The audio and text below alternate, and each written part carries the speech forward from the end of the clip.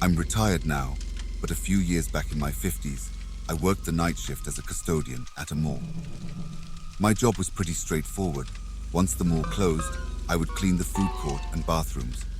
Most nights were uneventful, just me and my cleaning supplies, making sure everything was spotless for the next day. One night, I was sweeping the floor in the food court when I heard someone coughing. It startled me because the mall was supposed to be empty. I looked around but didn't see anyone. Sometimes, kids would hide in the mall for overnight challenges, but I figured if anyone was there, I'd find them eventually. I didn't hear any more noises, so I continued cleaning. About 15 minutes later, I was wiping down tables when I heard a series of loud bangs. I looked up to see that a table and all the chairs around it had been knocked over. It was near the edge of the food court, and there was no one in sight. I walked over to investigate, but couldn't see anyone. I decided to venture a bit further from the food court to see if someone had run away or was hiding. As I was about to head back, I heard water running in the women's bathroom. The sinks in the mall bathrooms were motion activated, so someone had to be in there. I cautiously entered the bathroom, but as soon as I turned the corner, the water stopped. There was no one there.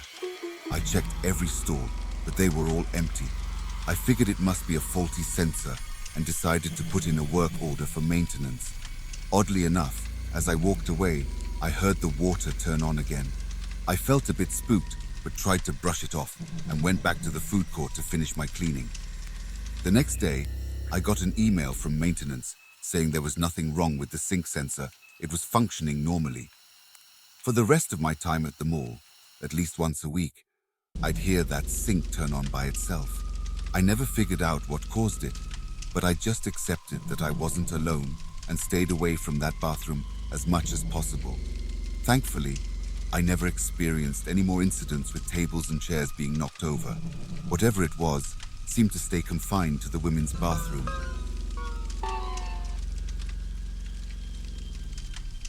I used to work as a night shift security guard, and by far the scariest thing I ever encountered was a robbery in progress.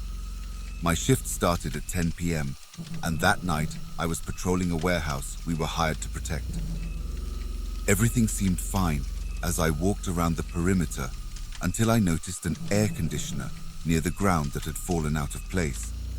It usually sat snugly in its window with a wooden plank propping it up, but now it was on the ground.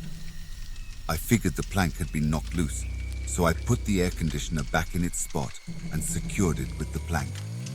Then I continued my patrol. As I rounded the corner to the next window, I saw something unusual. The room's light was off, but a bit of light from the hallway was illuminating it. I saw a figure inside, which wasn't strange by itself. Sometimes employees worked late or came back for something they forgot. Curious, I pressed my face against the glass to get a better look. That's when I saw the person was wearing a ski mask. They noticed me and quickly bolted out of the room. My heart raced as I realized a robbery was happening. I quickly put together that the air conditioner hole was probably how they got in. I used an app on my phone to notify the police, then rushed back to the air conditioner, thinking the intruder might try to escape the same way. Sure enough, as I got there, the air conditioner came flying out at me. The intruder pushed it forcefully from the inside, and it hit me straight in the chest. I stumbled back, and the person in the ski mask barreled through the hole, crashing into me and the AC unit. The intruder ran toward a nearby neighborhood. I was shaken, but managed to give the police a clear description. They arrived quickly and cornered the suspect in a city block, eventually capturing them after shutting down the entire street. It felt good to know I had helped stop a robbery in progress, but the memory of that masked person flying through the dark hole and crashing into me haunted my dreams for nights afterward. It was a terrifying experience I'll never forget.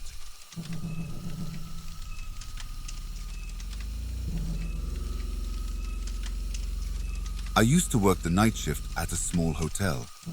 The lobby had a front desk where I was responsible for checking in guests and ensuring the building was secure. My shift was from 10 p.m. to 6 a.m., and usually it was pretty quiet after midnight. One night, while trying to stay awake, I noticed movement on one of the security cameras showing the parking lot. The lot was attached to the hotel, but to get inside, people had to come through the main doors, which I controlled. I hadn't seen anyone drive in, but I was tired and might have missed it. I watched as a person walked through the parking lot and headed toward the stairs that led to the lobby. He tried to open the door, but quickly realized it was locked. He was a young man, probably in his 30s. He peered through the glass and motioned for me to let him in. I went to the door and asked him who he was.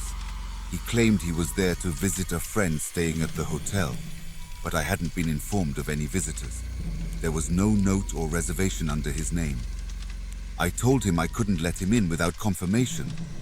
He glared at me angrily and started pounding on the door. That's when I saw a gun tucked into his waistband. Panic set in as I realized the glass might break under his assault. I hurried back to the desk and called the police, explaining that a man with a gun was trying to enter the hotel. The man continued to pound on the door, shouting that he would be back. Then, he suddenly turned and walked back toward the parking lot.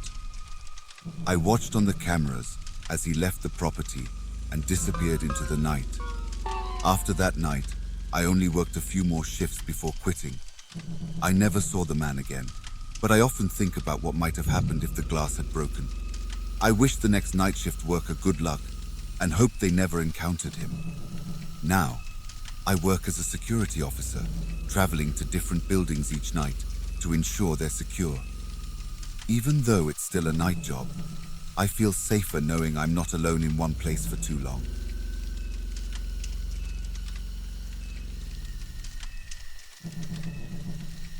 When I was younger, I worked at a small hotel. It wasn't a 5-star place, but it was comfortable and usually quiet. I started out on the night shift, which ran from 10 p.m. to 8 a.m.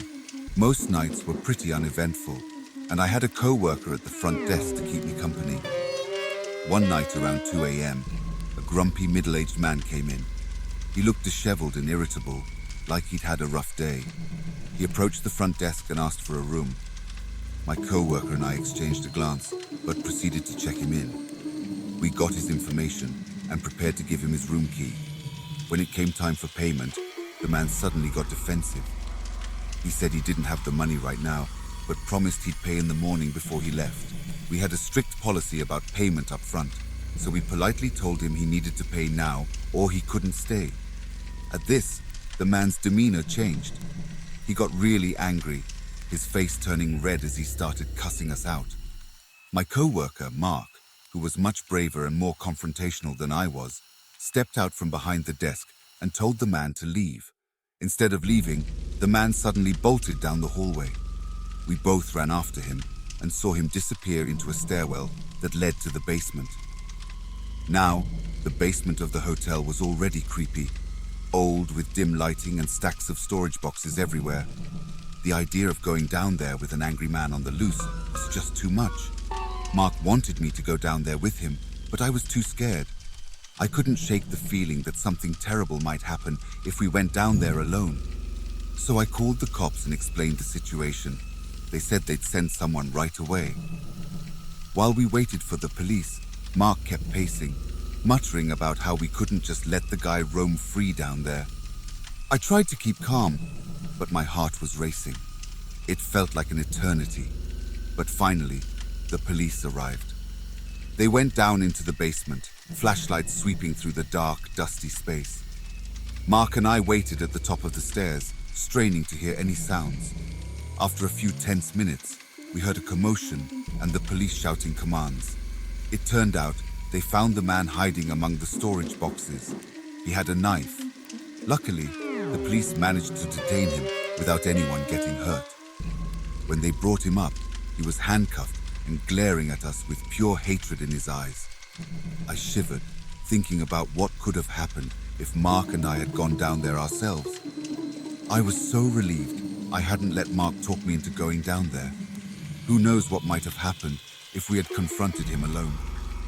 After that night, we didn't have any more incidents like that. but I was still glad when I eventually got promoted to a day shift. It was much safer, and I didn't miss the creepy basement at all. The memory of that night stayed with me, a reminder of how unpredictable and dangerous people can be. Even now, years later, I sometimes think about how lucky we were that things didn't turn out worse.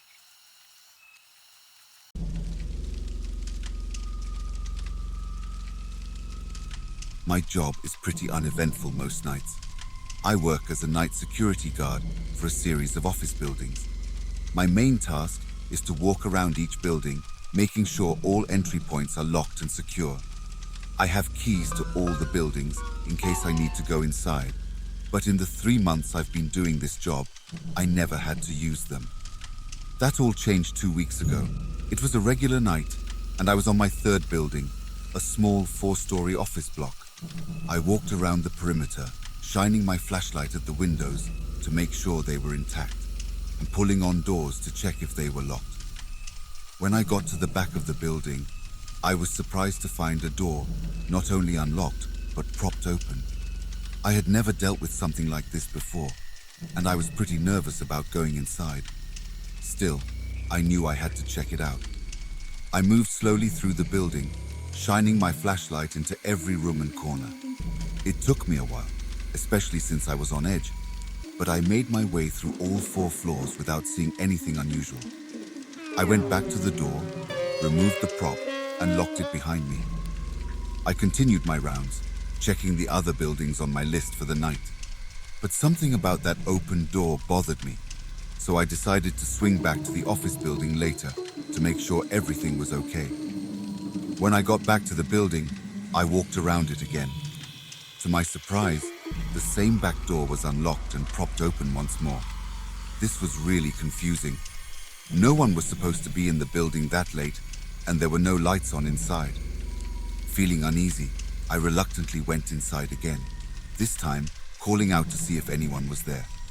I searched the building from top to bottom, but didn't see or hear anything unusual. When I got back to the door, it was now closed. I hadn't closed it when I came in, and the brick that had been propping it open was gone.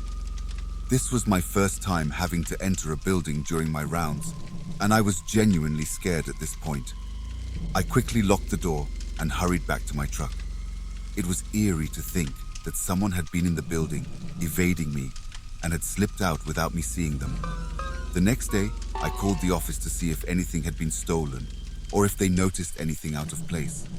They said everything seemed fine. Since then, I haven't had any other nights like that one, and I'm thankful for that. But the memory of that night still sends shivers down my spine.